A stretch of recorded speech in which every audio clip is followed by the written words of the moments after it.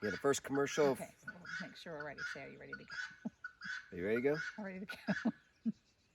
She should always be ready to go. I'm always ready to go. Yeah, right.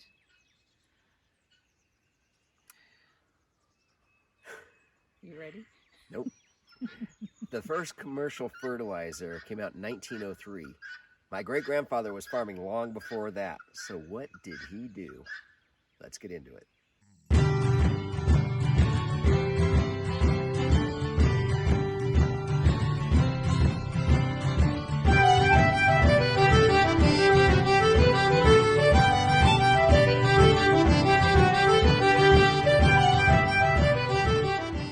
Everybody, welcome back to the Renewed Homestead. Ben and Denise here on a misty, chilly day. So what have we been doing? Well, the paint will tell you one thing. Yes. But why are we in the garden?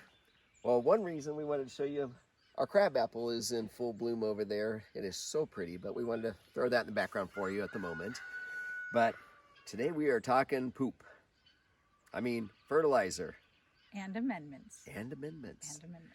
So we actually have it all written out because we want to make sure we didn't miss anything for you as we talked about it and made notes. But you know, we're hearing about fertilizer shortages, etc., and so forth. But you know what? We didn't always have to go to the store to buy fertilizer for the garden. So what did my great-grandfather do? What were the options that he had? So do you have a order in which you want to discuss these? Or? I just wrote them out. So I wrote out things that we're doing, and then I wrote out things that we had researched or read about before. And this is just a list, and by no means is it exhaustive, but I think we've got a pretty good list here. Yep. So if y'all know some additional amendments or fertilizer options, please post them in the comments so we can all learn from it. With fertilizer shortages, with the food shortages, I think it's imperative for all of us to be growing food as much as we can. You know, really. There's more and more warnings coming out that there are going to be food shortages, and it's not just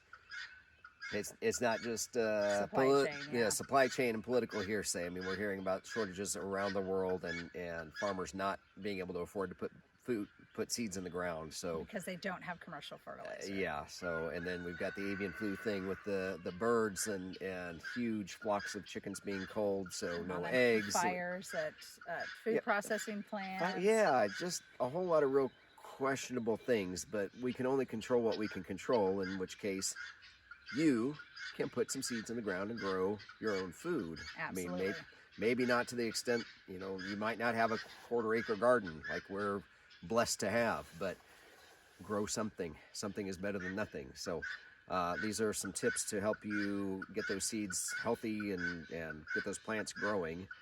So, well, let's see. What's first on your list there? Well, one of the quick things, and I was just thinking about this because you used to have a fish tank. So my son also had fish. I've never had fish outside of, you know, the little, what did he have, a beta fish, I think? It's just a little beta fish. Oh, no, you had a goldfish. I did? You had a goldfish. No, it was a beta fish. Was it the beta fish that got tortured by a ghost? Yeah, that's a whole other story. For another time. I was not much of a believer, but yeah, well, that's another story. No. And not a saltwater tank. No. So he had freshwater fish, and it got me thinking, we clean out our fish tanks every so often, right? So a lot of times we just pour that water down the drain. Well, instead of pouring that water down the drain, you can put it on your garden or an area that you're prepping to be your garden. Because what do? Fish poop. And then that poop goes into the water, into the bottom of the tank. So that can actually go and be a really great fertilizer. I know fish fertilizer can be really effective. So that's just a really cheap and easy way. And everything we're going over today are free fertilizers or soil amendments that you can do yourself. That without going to Home Depot or Lowe's. But yes. the whole idea with the fish, that's the whole concept behind the aquaponics. Aquaponics is, you know, they put fish down in there. The water goes through the plants, gets pumped up to the plants. Those nutrients from the poop get absorbed by the plants. The clean water goes back down in and gets oxygen in it for the fish. and it's just a complete circle. So Yes. anyway, you can do it without having the whole aquaponics thing set up. Just Yeah.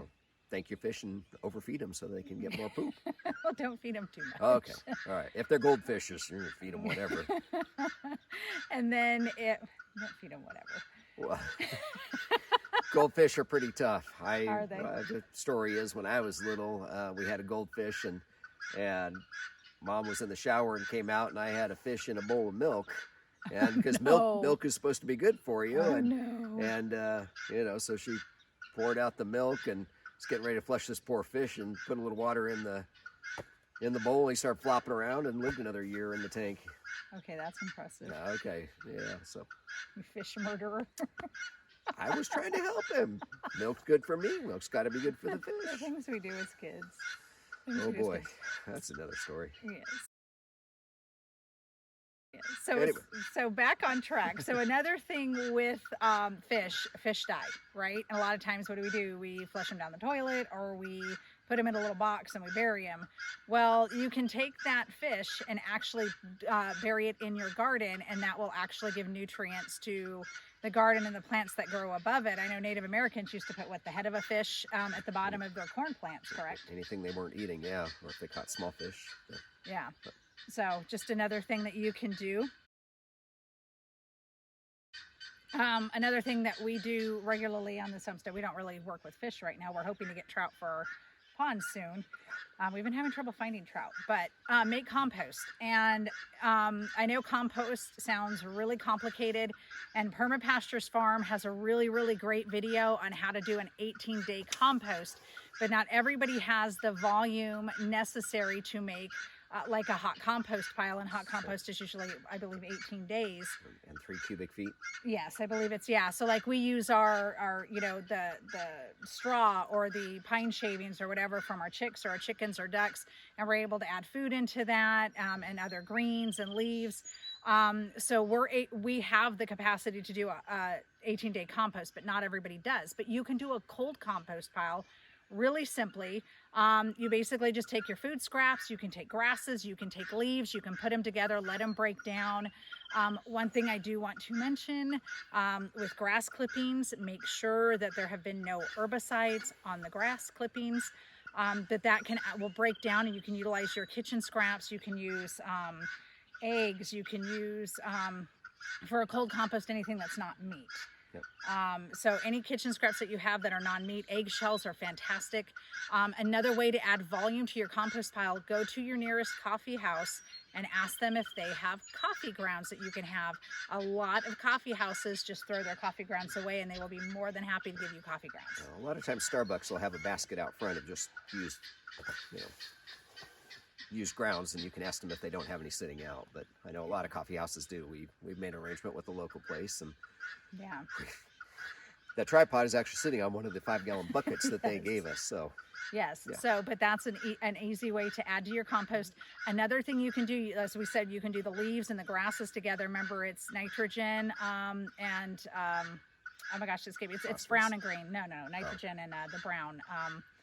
Oh my gosh. Carbon. Thank you. My mind just went blank. Thank you. You want nitrogen and carbon, and you add those kitchen scraps, and coffee grounds are always the nitrogen. The carbon's going to be the brown. But another thing you can do, if you have leaves, take those grass clippings. You can actually set it directly on the garden, especially in fall. If you don't do fall crops, let it sit, and it will actually break down into the garden and actually start to add humus to the soil and build soil for you. worm food. Worm food, exactly. So just another tip. Yeah, on the cold compost, there are some videos out there where people will take a 4-inch PVC tube, maybe 2 feet long, drill a bunch of holes in it, sink it down into their garden, and then just put a cap on it to keep animals out, and then they just throw their food scraps into that, and the holes allow worms to get in there and work it over and just break down and go right into the soil directly, so they don't have a whole separate compost bin or whatever. Yeah, and there's a lot of great videos on YouTube for compost piles, a lot of research that you can do. I will link, Permapastures Farm has a great compost series that I will link the first video for you. For anybody that's interested, highly recommend watching it. It teaches you a lot about compost. Yeah, they are master permaculturists over there. They Yeah. know what they're doing. So if you Yeah. have not tuned into Billy, Michelle, and William over at Perma Pastures Farm, you really want to. You Yeah, really want to. If they you want- helped us with our compost. Oh, yeah, incredibly, yes. yes. So- So another thing that you can do, and another YouTube channel that we've watched a lot, is Self-Sufficient Me. He's based out of Australia. Our guineas apparently are doing the guinea thing. But you can bury food scraps directly in the garden. So if you have like raised beds, you can just bury the food scraps in the raised beds, or you can dig a trench in your garden, and then put plants on that food. That's another way, and it will break down and directly in the soil. Again, Self-Sufficient Me has a video where he talks about just putting food scraps directly in the garden. So that's another way to do it. Yeah. If it's green, don't throw it away. Exactly. Use it. Exactly. So worm castings, we're going to be starting a worm farm. We're going to be starting a mealworm farm. We've just been so busy, I haven't been able to do it yet, but I really want to do a mealworm farm because mealworms are extremely expensive and a lot of them come from China. I don't want that for my chickens. But worms, worms are great. As you know, they're amazing for the soil, but if you create a worm farm, you get worm castings, which essentially is their poop. Worm poop. And you can make tea out of the worm castings, and it is amazing for your garden, full of nutrients. So great way to do it. Worms are not overly expensive. You can buy them on Amazon. Or this time of year, you can walk out at night and hit the flashlight and the ground crawls. It was crazy when we first got here. Never seen a night crawler. Arizona, I don't think we've got them in where we used to live. But I mean, out here, light hits them, and seriously, the whole ground just they move. Yes, the ground moves. Yeah, it's crazy. It's pretty amazing. But yeah, so you can create your own worm farm. And like I said, you can pick up worms. Obviously, you can feed them all kinds of kitchen scraps. Love potatoes and stuff. And just make sure they're in a warm place, and you have a way to get their castings out. Boom, you've got fertilizer right there.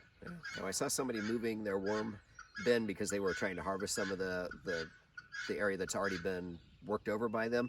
They set a banana on there, and like the next day, they put a slit in it, and all the worms had crawled up inside the banana peel. So the whole thing, if you peeled it like a regular banana, the whole thing was just worms. They ate all the inside the banana. Okay, that's awesome. It is. So I actually, that had reminded me as we were talking, that might be worth trying out here in the grass just to see if we could get them to climb up in there, because trying to catch them when they're sliding back in there. Yeah, well, and transfer them back to the garden. Exactly. Yeah.